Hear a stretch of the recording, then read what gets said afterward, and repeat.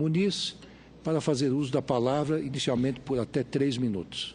Ok, senhor ministro, primeiro eu queria parabenizá-lo, pela aula que o senhor está dando aqui pelo exercício do poder. Tem um pouco mais de 2 meses aqui nesta casa e dizer que exerceu o poder com equilíbrio, serenidade, firmeza e uma certa pitada de bom humor é sempre importante para criar o clima positivo de trabalho. Segundo o ministro, na pronúncia eu levantei na tribuna, através do meu voto, a preocupação com a interrupção dos mandatos, sem a dosimetria da pena, visto que tribunais de contas nos estados, que têm julgado contas e assembleias e câmaras também, terão este julgamento aqui como um farol legal para o futuro dos mandatos eletivos. Então, com essa preocupação com o futuro da nossa tão propalada segurança jurídica, é que cumprimento o ministro Nelson Barbosa, parabenizo. E só para tentar iniciar a pergunta, dizer que a edição de crédito suplementar, se está ou não compatível com a meta, essa é uma grande discussão, mas que não chega à casa das pessoas. Imagine o que eu vou falar agora, ministro. O artigo 59 da Lei de Responsabilidade Fiscal diz que o Poder Legislativo, Tribunais de Contas e Ministério Público deve fiscalizar o atingimento dessas metas. E é o que nós estamos aqui fazendo. Só que no artigo 4º, a Lei de Responsabilidade Fiscal diz que integrará o projeto de lei de diretrizes orçamentárias anexo de metas fiscais em que serão estabelecidos metas anuais. Eu entendo, como engenheiro, que meta, por definição, é a busca de convergência de fatores, certo? Agora precisa ter estabelecimento de termos quantitativos e prazo determinado. E o que é que acontece? Como a Lei de Responsabilidade Fiscal é uma norma infraconstitucional, eu peguei aqui o artigo 212, que estabelece que a União anualmente nunca aplicará menos de 18%, nem os estados menos de 25% na educação. Na saúde, estados 15%, municípios 25%. A execução de orçamento é uma curva de tendência parabólica. Então, o que é que a gente vê? Se a gente ficar olhando as metas a cada 2 meses ou quadrimestre, a cada quadrimestre nós não vamos conseguir alcançar. Os prefeitos sofrem pela racionalidade, pela decorrência dessa falta de racionalidade das suas receitas. Os prefeitos ficam, no final do ano, tentando chegar aos 25% de educação. Eles terão que agora se responsabilizar a cada mês? É essa a pergunta que tenho que fazer. Muito bom, Roberto. Agradeço ao senador Roberto Muniz e encaminho as perguntas ao depoente. Caro senador, agradeço a sua pergunta. Com certeza, a prevalecer a interpretação de que a meta tem que ser apurada em tempo real, isso criará uma grande incerteza jurídica em todo o Brasil, não só para a execução do orçamento da União, mas também para a execução de orçamentos estaduais e municipais. Não é por acidente que se coloca que a meta é anual. O governo, obviamente, tem uma previsão. O fato de colocar que a meta é anual não quer dizer que o governo pode fazer o que quiser a cada bimestre. Pelo contrário, de 2 em 2 meses, há o chamado Copom fiscal, a reunião entre o Ministério da Fazenda e o Ministério do Planejamento, que estabelece qual é o limite de gasto com base numa previsão de receita. Mas a meta é verificada até porque, o pouco que eu entendo de direito, você tem que ter uma data específica para averiguar um determinado fato. Pode ser a qualquer momento. O mesmo acontece, por exemplo, com a meta de inflação. A meta de inflação ela é verificada se foi cumprida ou não ao final do ano. Não exatamente, não a cada 15 dias quando o IBGE solta o índice de preço. Então, causa, sim, uma incerteza jurídica a criação dessa figura de que a meta tem que ser uma meta orçamentária, ser verificada de 2 em 2 meses, de semanas em semanas. E o que é mais preocupante nessa história toda, para mim, é esse precedente, que pode-se mudar leis, interpretação de leis, com efeito retroativo. Isso causa incerteza jurídica para todas as áreas do nosso dia a dia, não só para finanças públicas. Se você pode mudar o entendimento de uma lei, isso acontece. Os senhores aqui aprovam leis, modificam as leis, é o seu dia a dia, mas sempre com efeitos para frente. E, principalmente, não se pode retroagir com penalização do réu. Se pode retroagir alguma coisa para beneficiar o réu. Exemplo, todas as negociações de dívida, renegociações de dívida e perdões que foram feitos aqui. Então, essa retroatividade de uma nova interpretação cria uma grande insegurança jurídica, já está criando uma grande insegurança jurídica. E, a continuar a abrir esse precedente, pode criar uma nova insegurança jurídica. Eu vou dar um exemplo. Recentemente, o atual ministro da Fazenda do governo em exercício anunciou em alto e bom tom que ele só tinha comprometimento com o cumprimento da meta do setor do governo federal. Isso é uma inovação, porque no passado a meta era sempre considerada para todo o setor público. É por isso que se avalia a dívida do setor público. Então, se os estados não fazem uma meta, o governo deve compensar. Essa sempre foi a interpretação adotada até hoje. Com essa insegurança jurídica, pode ser que no futuro alguém argue o impedimento do atual ministro da Fazenda ou do vice-presidente em exercício por ter feito um contingenciamento insuficiente em julho, baseado numa interpretação que nunca foi adotada.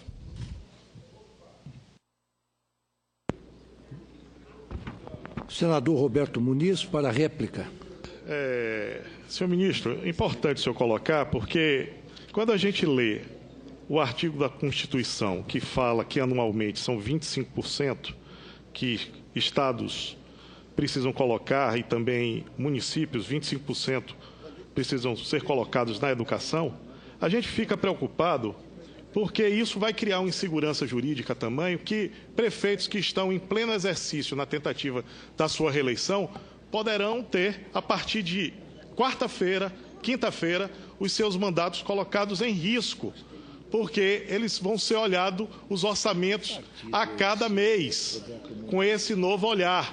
Isso vai estabelecer uma insegurança jurídica enorme num processo eleitoral que já temos, já vislumbramos um ambiente não seguro juridicamente.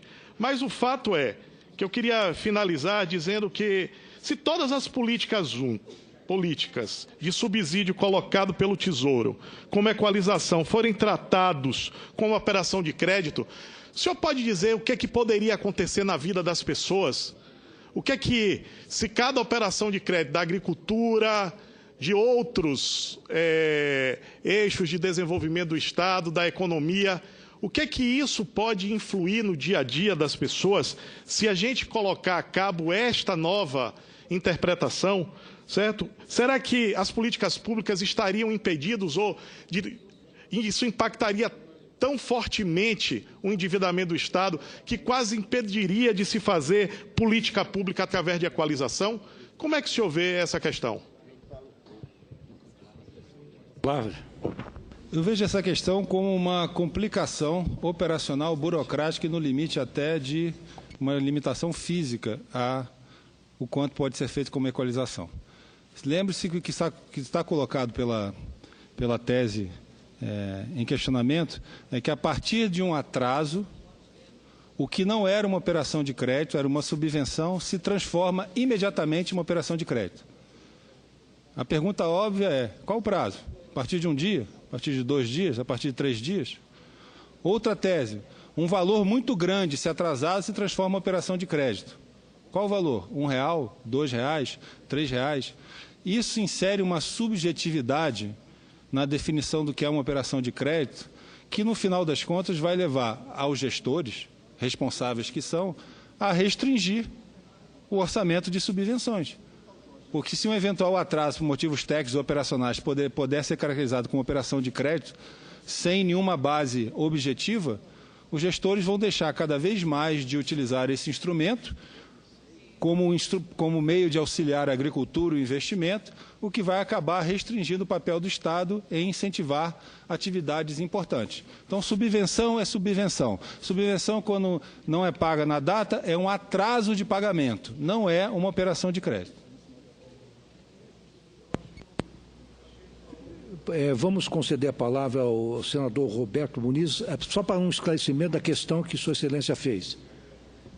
É porque eu estava finalizando, eu acho que ele entrou assim... Pois não. Então, Vossa Excelência tem todo o direito de complementar. Eu só queria complementar e faço Sem só dúvida. Mais 2 perguntas para que ele complemente. Muito obrigado, porque ministro, houve um assim, atropelo, né? É bom que se esclareça isso para que não abra precedente. Pois não. Vossa Excelência está com a palavra. E ainda complementando, né, ministro? Será que o gestor público, quando se assessora de pareceres técnicos, age com prudência? E qual é esse limite? E o senhor acha que o agente político, né, e aí eu acho, ministro, que é muito importante, deve colocar seu tempo totalmente a serviço da burocracia? Será que os gestores públicos, agentes políticos, pegarão todo o seu tempo para olhar lançamento contábil por lançamento contábil? É essa a nova percepção sobre gestão pública? É isso que eu queria ouvir do senhor, ministro. Com a palavra o depoente. Obrigado, senador. Desculpe se eu interromper o senhor no meio da sua pergunta. Todos os agentes públicos, acho que o Brasil já avançou muito nisso, o Brasil é uma democracia avançada, todas as decisões, secretários, ministros, presidentes, governadores, chefes de poder, são todos amparados por pareceres jurídicos e técnicos. Quando um ato chega para a assinatura da Presidente da República, do presidente Lewandowski, de um ministro, ele vem com base em um parecer técnico de área jurídica, que aquilo está de acordo com a lei, e no caso orçamentário, com parecer da área orçamentária, que existem recursos, que há disponibilidade, que aquilo pode ser feito. Então, há essa divisão do trabalho. Não cabe a uma pessoa, ninguém é onipotente a ponto de saber todos os detalhes de todos os procedimentos. É por isso que existe consultoria jurídica, Secretaria de Orçamento, Secretaria do Tesouro Nacional, Procuradoria-Geral da Fazenda Nacional. Então, a burocracia existe, cada um faz o seu papel e todos os papéis foram feitos ao longo desses atos que estão agora sendo questionados. Como disse o laudo da perícia, na comissão do impeachment, todos os atos foram feitos com presunção de legitimidade, amparados em pareceres que atestavam a sua legalidade, pareceres esses baseados na jurisprudência em decisões semelhantes sobre o mesmo assunto no passado. Isso, obviamente, não impede que se mude o entendimento. Mas, como manda a boa prática legal, quando se muda o entendimento, se aplica o efeito dali para frente, nunca retroativamente. Obrigado. Eu, com essa intercalação de nova questão, eu não sei se o eminente senador Roberto Muniz esgotou as suas questões. Esgotou. Então, passamos agora, houve uma inversão, o senador Cristóvão Buarque inverteu com o senador Álvaro Dias, que está com a palavra.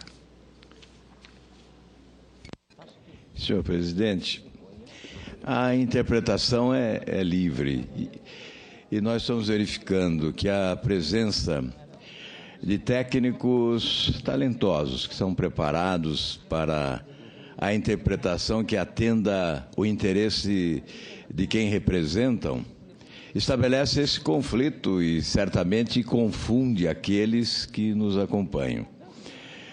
Na verdade, há um conflito entre as interpretações dos defensores do impeachment, técnicos ou não, e daqueles que defendem o governo, no caso do eminente ex-ministro, até como artífice de uma estratégia adotada durante o mandato da presidente Dilma, que incluiu, além das pedaladas, dos decretos não autorizados pelo Congresso Nacional, a chamada contabilidade criativa, a mágica fiscal, com a manipulação de números para escamotear a realidade das finanças públicas no país.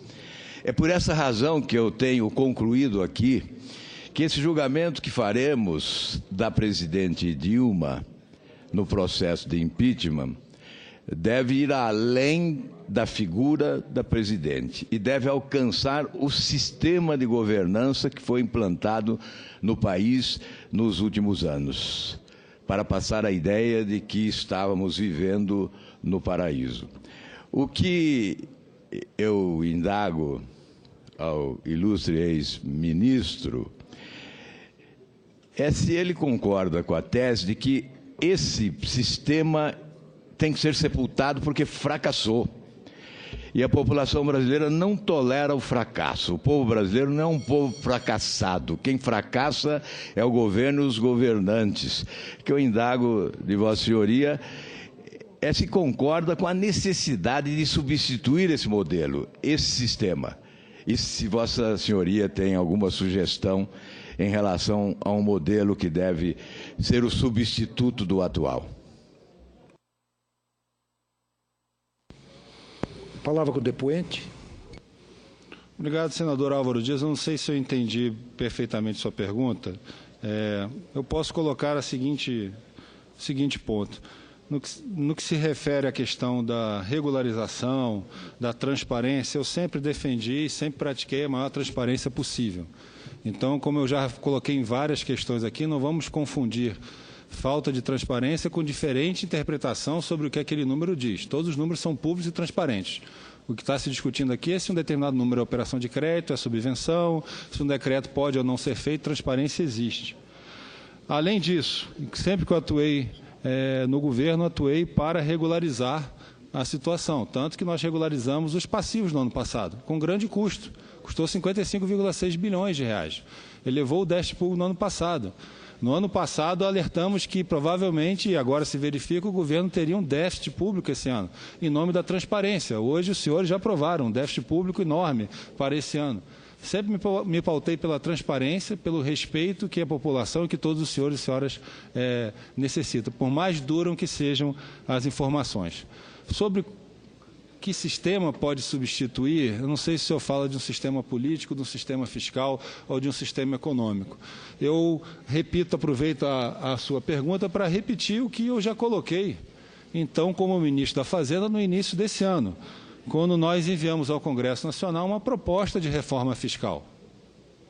Proposta essa que, em grande parte, foi encampada também pelo governo em exercício, que é preciso evoluir de metas de resultado primário para metas de gasto.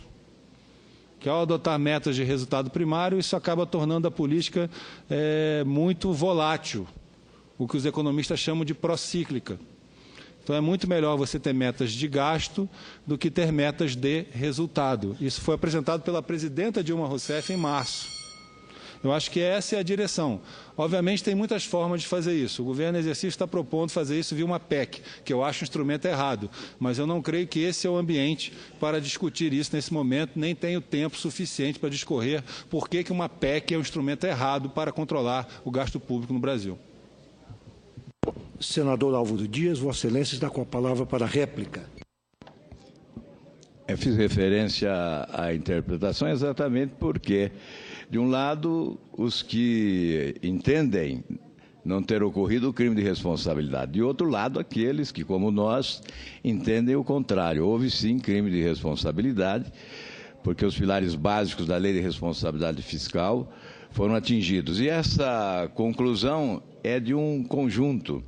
São técnicos extremamente qualificados, como Vossa Excelência, que integram os quadros do Tribunal de Contas da União, e os conselheiros, basicamente nomeados pelo governo, portanto, insuspeitos do ponto de vista dessa decisão. Em relação às interpretações, uma delas ficou a juízo dos senhores parlamentares no que diz respeito ao procurador do Ministério Público, que até pediu para que não façam ilações, ironizou os senadores e pediu para que não façam ilações a respeito do que concluiu em relação a esse tema. Em nenhum momento ele excluiu a hipótese do crime de responsabilidade. E as interpretações aqui chegam a outra conclusão dos adeptos, evidentemente, da permanência da presidente Dilma. Mas quando nós falamos em substituir esse sistema, é exatamente o sistema promíscuo, né, das pedaladas, dos decretos não autorizados, da contabilidade criativa, da mágica fiscal, enfim, da manipulação de números. Esse é o sistema que tem que ser sepultado, porque esse é o sistema que levou o país a uma crise sem precedentes na sua história, com inflação, com recessão, com desemprego, um caos na saúde, em que pese o fato de tentarem dourar a pílula, sempre com justificativas que chegam a ser estapafúrdias, porque é um país que chega a um déficit nas contas públicas de mais de 170 bilhões de reais, não pode permitir qualquer defesa a respeito da competência de gestão. O que há é fracasso de gestão. E a população brasileira, eu repito, é intolerante ao fracasso, porque o povo desse país não é constituído de fracassados. Quem fracassou foi o governo. E a substituição que se exige não é apenas do governante, é do sistema. E isso tem que ser reiterado. E nós temos que persistir na tese dessa mudança, porque a população que foi para as ruas foi exatamente pedir essa mudança radical, essa ruptura com o sistema que levou a administração pública brasileira à falência. Agradeço ao eminente senador Álvaro Dias. Passo a palavra ao depoente.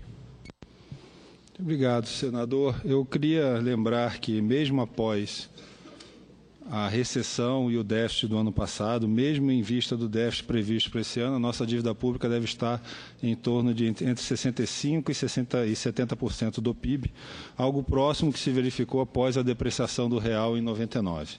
Então, apesar da situação merecer cuidado e atuação urgente, ela está longe de se caracterizar uma situação de crise sem controle e, comparado com momentos no passado, o Brasil se encontra hoje numa situação muito mais robusta, como diz o próprio governo em exercício. E vou aqui repetir a nota do governo em exercício do dia 24 de junho, por ocasião da saída do Reino Unido da União Europeia. Abre aspas. A situação do Brasil é de solidez e segurança porque os fundamentos são robustos. Bom, esses fundamentos não devem ter sido criados apenas em 100 dias. Os fundamentos decorrem de ações de política econômica adotadas há muito tempo, tanto pelo presidente Lula quanto pela presidente Dilma e também pelo presidente Fernando Henrique, que teve a coragem de mudar o regime de política econômica de câmbio fixo para câmbio flutuante quando foi necessário na passagem de 98 para 99. Nós temos que, com certeza, continuar com toda a transparência, com toda a avaliação de eficiência de todos os gastos do governo, mas não vamos confundir aqui o que está sendo discutido. Há uma diferença de interpretação sobre se determinadas operações constituem ou não uma operação de crédito, um pagamento de subvenção, no caso que Vossa Excelência menciona de atraso aos bancos públicos. A opinião para os dois lados. O procurador do Ministério Público não considera que é uma operação de crédito, independente dele prosseguir com a investigação em outras direções. Eminentes especialistas em direito tributário e financeiro não consideram que é uma operação de crédito.